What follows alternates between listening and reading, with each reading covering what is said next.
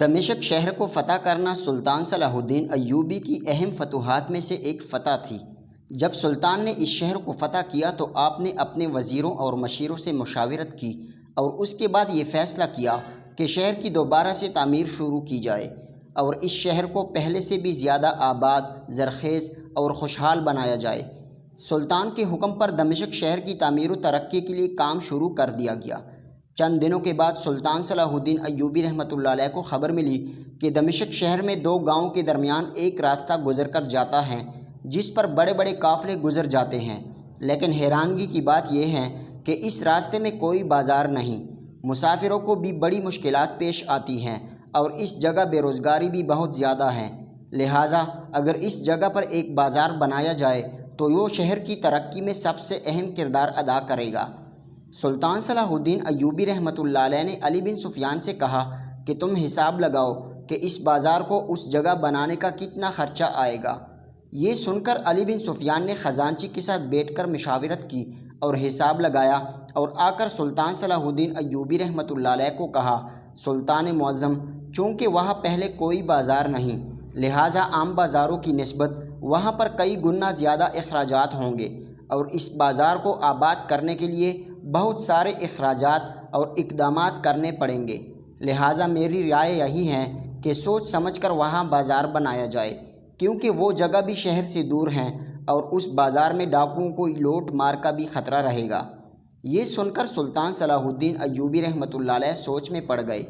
چند لمحوں کی خاموشی کے بعد سلطان صلاح الدین ایوبی رحمۃ اللہ علیہ نے علی بن سفیان کو حکم دیا کہ میرا گھوڑا تیار کرواؤ اور تم ہی میرے ساتھ چلو اور چند سپاہیوں کو کہو کہ اپنے اپنے گھوڑے تیار کریں۔ علی بن سفیان نے کہا، سلطان معظم، کہاں جانے کا ارادہ ہے؟ تو سلطان نے کہا، علی، میں اس گاؤں میں جا کر خود جگہ کا معائنہ کرنا چاہتا ہوں تاکہ دیکھ کر پتہ چلے کہ ادھر اس جگہ پر اتنے سارے دینار خرچ کر کے بازار تعمیر کیا جائے تو کیا آنے والے وقت میں وہ دمشق شہر کے لیے کتنا فائدہ مند ہوگا؟ کیا اس میں میری غریب رعایا کو بھی فائدہ ہوگا یا صرف بڑے بڑے تاجر ہی اس سے فائدہ اٹھائیں گے؟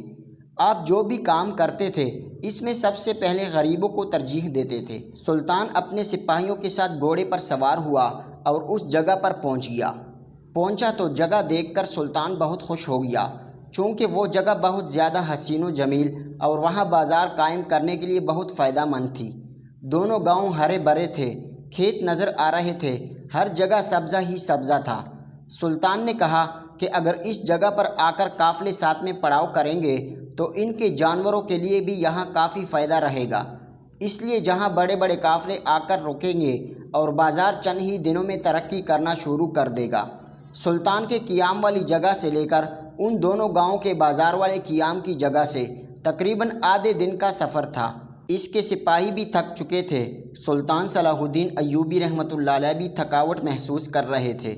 سلطان کی آمد کی خبر سن کر اس گاؤں کے چودھری نے سلطان صلاح الدین ایوبی رحمۃ اللہ علیہ کے لیے ایک دعوت کا انتظام کیا اور سلطان صلاح الدین ایوبی رحمۃ اللہ علیہ کے سامنے سر جھکاتے ہوئے کہا، میری حویلی میں قیام کریں تو یہ میرے لیے بڑا شرف ہوگا۔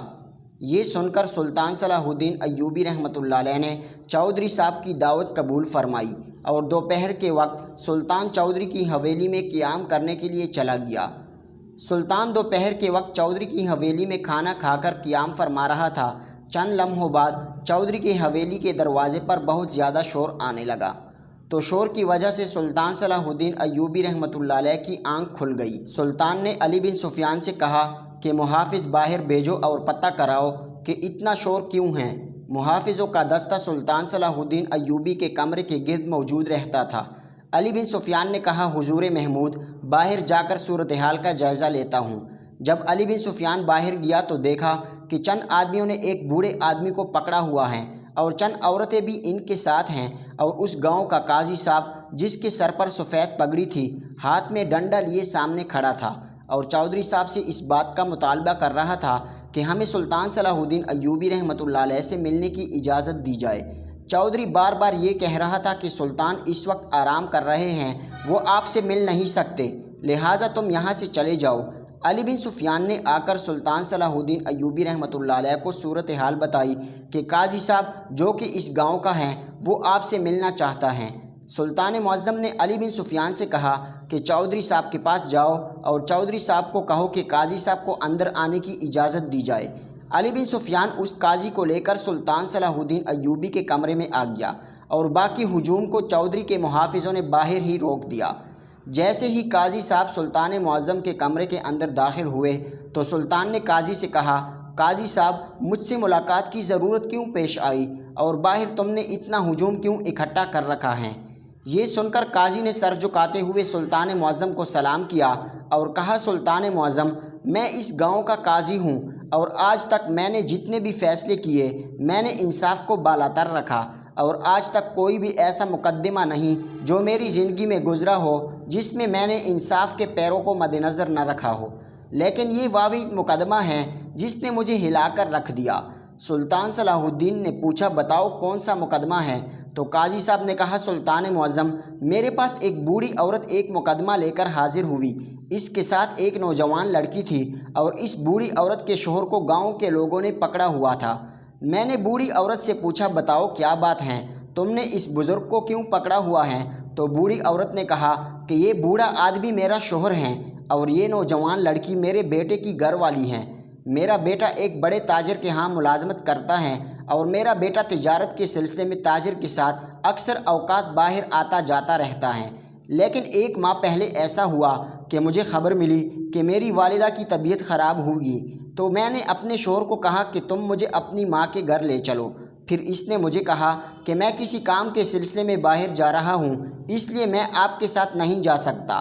میں خود ہی سواری لے کر اپنے ماں کے گاؤں میں چلی گئی۔ پیچھے میری بہو گھر میں اکیلی تھی اور میرا شوہر جانتا تھا کہ میری بہو گھر میں اکیلی ہے، کیونکہ گھوڑے سے گرنے کی وجہ سے اسے چوٹ لگی تھی اور وہ چل بھی نہیں سکتی تھی، لہٰذا مجھے مجبوری میں اپنی بہو کو گھر میں اکیلا چھوڑ کر جانا پڑا۔ میرے شوہر نے بہانہ بنایا تھا کہ میں بھی کام کے سلسلے میں باہر جا رہا ہوں، اس لیے میں نے پڑوسی عورت کی ذمہ لگایا کہ تم میری بہو کی دیکھ بھال کرتے رہنا، اور میں اپنی ماں کے گھر چلی گئی۔ لیکن جیسے ہی میں واپس آئی تو میری بہو سر پیٹنے لگ گئی اور مجھے کہا کہ میرے سسر یعنی آپ کے شوہر نے مجھے اکیلا پا کر میرے ساتھ زیادتی کی ہے اور مجھے خاموش رہنے کے لیے ڈراتا رہا۔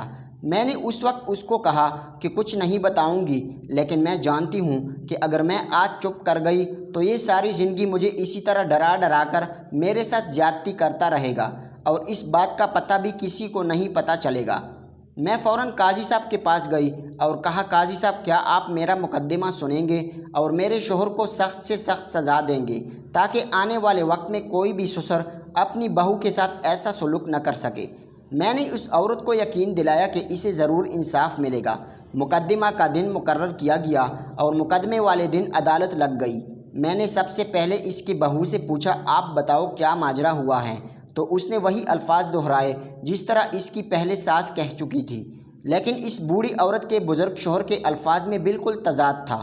میں نے جب اس سے پوچھا تو اس نے کہا، قاضی صاحب میں کسی کام کے سلسلے میں اپنے دوست کے ساتھ شہر سے باہر چلا گیا، جس دن ہی میری بیوی گھر لوٹی اسی دن میں گھر لوٹا، لیکن جیسے ہی میری بیوی نے گھر میں قدم رکھا تو میری بہو نے سر پیٹنا شروع کر دیا اور وہ اسی پر گندے گندے الزام لگا دیے۔ یہ سن کر مجھے سمجھ میں نہیں آیا کہ کیا کرنا چاہیے، لہٰذا یہ بات پورے وثوق سے کہہ سکتا ہوں کہ میرا اس میں کوئی گناہ نہیں۔ یہ سن کر قاضی صاحب نے کہا کہ میں کیسے معلوم کروں کہ تم میں سے کون سچا اور کون جھوٹا؟ اس مقدمے کی کارروائی کو شروع ہوئے تقریباً 15 دن ہو گئے ہیں، لیکن ابھی تک میں انصاف تک نہیں پہنچ سکا، کیونکہ میں جب لڑکی کی باتوں کی طرف دیکھتا ہوں تو مجھے سارے ثبوت اس کے سسر کے خلاف جاتے ہوئے دکھائی دیتے ہیں، لیکن جب میں اس کے سسر کے پہلو کی طرف دیکھتا ہوں تو سارے ثبوت اس کی بہو کے خلاف جاتے ہیں۔ مجھے سمجھ نہیں آ رہی، لہٰذا آپ انصاف کرنے میں ہماری مدد کریں اور اس بوڑھی عورت کا مقدمہ آپ سنیں۔ سلطان صلاح الدین ایوبی رحمۃ اللہ علیہ نے کہا کہ کل تم بوڑھی عورت، اس کے شوہر اور بہو میری عدالت میں حاضر ہو جانا، میں کل اس مقدمے کا فیصلہ کروں گا۔ صبح کا وقت ہوا تو سلطان صلاح الدین ایوبی رحمۃ اللہ علیہ عدالت میں تشریف لائے۔ قاضی صاحب ان تمام لوگوں کو لے کر عدالت میں پہلے سے پہنچ چکے تھے۔ جیسے ہی سلطان ایوبی رحمۃ اللہ علیہ اپنی نشست پر بیٹھا تو قاضی صاحب نے کہا، سلطان معظم آپ کے حکم کے مطابق یہ سب آپ کے سامنے حاضر ہیں اب آپ ہی ان کا مقدمہ سنیں اور ان کے درمیان فیصلہ کریں کہ ان میں سے کون مجرم ہیں اور کون پاک دامن۔ یہ سب سننے کے بعد سلطان صلاح الدین ایوبی رحمۃ اللہ علیہ نے دوبارہ ان کے دلائل سنے اور تھوڑی دیر سوچ میں پڑ گئے۔ اس کے بعد سلطان صلاح الدین ایوبی رحمۃ اللہ علیہ نے 2 سپاہیوں کو حکم دیا اور کہا کہ جاؤ اور 2 کھدال لے کر آؤ اور اسی جگہ 2 بڑے گڑھے کھدوائے جائیں۔ حکم کے مطابق 2 گڑھے کھودے گئے جو تقریباً 3 فٹ کی گہرائی کے تھے۔ اب سلطان نے حکم دیا ان کھڈوں کو چشمہ کے پانی سے بھر دو۔ حکم کی تعمیل ہوئی اور دونوں کھڈے پانی سے بھر دیے گئے۔ تمام درباری یہ سارا منظر دیکھ کر ہکا بکا تھے کہ سلطان صلاح الدین ایوبی رحمۃ اللہ علیہ کیا سر انجام دینے والے ہیں۔ کسی کی سمجھ میں کچھ نہیں آ رہا تھا سلطان مجرم کو پکڑنے کا کون سا طریقہ اختیار کر رہا ہے۔ حتیٰ کہ وہ قاضی بھی حیران و پریشان تھا کہ سلطان معظم مقدمہ سننے کی بجائے کن کاموں میں سپاہیوں کو لگا دیا۔ اب سلطان صلاح الدین ایوبی رحمۃ اللہ علیہ نے سپاہی کو کان میں کچھ کہا اور تھوڑی دیر بعد سپاہی ایک بزرگ بابا کو لے کر عدالت میں حاضر ہوا۔ اس بزرگ بابا کی داڑھی بالکل سفید تھی اور وہ شکل سے اللہ کا پیارا لگتا تھا۔ سلطان نے سپاہیوں کو حکم دیا کہ بزرگ کے سامنے 2 گلاس پانی کے رکھے جائیں۔ حکم کی تعمیل ہوئی اور 2 گلاس پانی کے رکھے گئے۔ بزرگ نے کچھ پڑھ کر دونوں گلاسوں پر پھونکا اور پھر سلطان نے حکم دیا یہ پانی کوئی عام پانی نہیں بلکہ خاص پانی ہے۔ ان دونوں میں سے جو بھی مجرم ہوگا وہ پانی اپنے اپنے گڑھے میں ڈالے گا تو جیسے ہی وہ تھوڑا سا پانی خشک ہوگا تو اس کا رنگ سرخ کرنا شروع ہو جائے گا۔ ان دونوں گلاس میں ایک گلاس اس بوڑھی عورت کی بہو کے ہاتھ میں دے اور دوسرا اس بزرگ جو کہ اس بوڑھی عورت کا شوہر ہے اس کے ہاتھ میں پکڑا دو۔ اب سلطان صلاح الدین ایوبی رحمۃ اللہ علیہ نے حکم دیا کہ ان دونوں گڑھوں میں سے ایک گڑھے میں ایک لڑکی گلاس والا پانی ڈالے اور ایک گڑھے میں بزرگ پانی ڈالے گا، اور تم میں سے جو بھی مجرم ہوگا تو جیسے ہی وہ پانی ڈالیں گے جب یہ پانی 2 فٹ کی گہرائی تک جائے گا تو یہ سرخ ہونا شروع ہو جائے گا، اور جس کے کڑے کا پانی سرخ ہوا اس کا سر فوراً قلم کر دیا جائے گا اور اس کے بعد کسی بھی دلیل کی کوئی گنجائش نہیں رہے گی۔ سلطان نے جلاد کو حکم دیا کہ پانی ڈالنے کے فوراً بعد ان دونوں کی گردنوں پر تلوار رکھ دینا اور جس کے بھی گڑھے کا پانی سرخ ہو اس کا سر قلم کر دینا، کیونکہ وہی مجرم ہوگا۔ اب لڑکی اور بزرگ کے چہرے پر پریشانی کے تاثرات تھے اور وہ ہجوم کو عجیب نظروں سے دیکھ رہے تھے۔ سلطان کے حکم کے مطابق ان دونوں نے وہ پانی اپنے اپنے گڑھے میں ڈالا اور جلاد ان کی گردنوں پر تلوار لے کر کھڑے ہو گئے۔ اب تھوڑی دیر گزری تھی کہ ان دونوں کے جسم سے پسینہ نکلنا شروع ہو گیا، کیونکہ دونوں سوچ رہے تھے کہ اگر میرے گڑھے کا پانی سرخ ہوا تو یہ جلاد فوراً سل قلم کر دے گا۔ دونوں کو اپنی اپنی موت نظر آ رہی تھی۔ ابھی چند ہی لمحے گزرے تھے کہ پانی خشک ہو رہا تھا۔ جیسے ہی پانی 2 فٹ کی گہرائی تک پہنچا تو اس لڑکی نے فوراً چیخ کر کہا سلطان معظم میری جان بخش دیجئے، میں آپ کو سچ سچ بتاتی ہوں۔ جلاد نے اب تلوار ان کے گردنوں سے ہٹا لی اور اس نے کہا سلطان معظم میں اپنے سسر پر غلط الزام لگایا ہے، یہ سب کے پیچھے میں خود ہوں۔ سلطان نے پوچھا تجھے شرم نہیں آئی کہ تم نے اتنے بڑا الزام لگا دیا؟ تو لڑکی نے کہا سلطان معظم میں اپنے چاچو کے بیٹے سے بہت محبت کرتی تھی، لیکن اپنے سسر کی وجہ سے جس نے میرے پیار کو پیسوں کا لالچ دے کر اپنے بیٹے کے ساتھ شادی کرا لی اور اس نے مجھے اپنی محبت سے جدا کر دیا۔ میں نے اس دن سے ٹھان لیا تھا کہ اس بوڑھے نے مجھے اپنی محبت سے دور کیا، میں اس کو اپنے گھر سے دور کر دوں گی، اور اس لیے میں نے موقع پا کر اس پر یہ گھناؤنا الزام لگا دیا۔ یہ سن کر سلطان صلاح الدین ایوبی ہنسنے لگا اور کہا اے بے وقوف لڑکی، تمہیں اتنا بھی نہیں پتہ کہ یہ کوئی جادوئی پانی نہیں، اور یہ جو بابا ہے جس نے پانی پر پھونکا ہے یہ میرا جاسوس علی بن سفیان ہے۔ میں نے یہ صرف پتہ لگانے کے لیے کہ تم میں سے کون جھوٹ بول رہا ہے اور کون سچ، یہ سب میں نے کروائی اس لیے کی اور میں اپنے مقصد میں کامیاب ہو گیا۔ اس کے بعد سلطان صلاح الدین ایوبی رحمۃ اللہ علیہ نے کہا کہ کسی پر غلط الزام لگانا بہت بڑا جرم ہے۔ اس کے بعد سلطان نے اس عورت کو سخت سے سخت سزا سنا دی اور اس بوڑھی عورت کے شوہر کو باعزت بری کر دیا۔ ناظرین گرامی، اللہ تعالیٰ نے سلطان کو بہت عقل سے نوازا تھا اور یہ اللہ کی اپنے خاص بندوں پر خاص کرم نوازی ہوتی ہے۔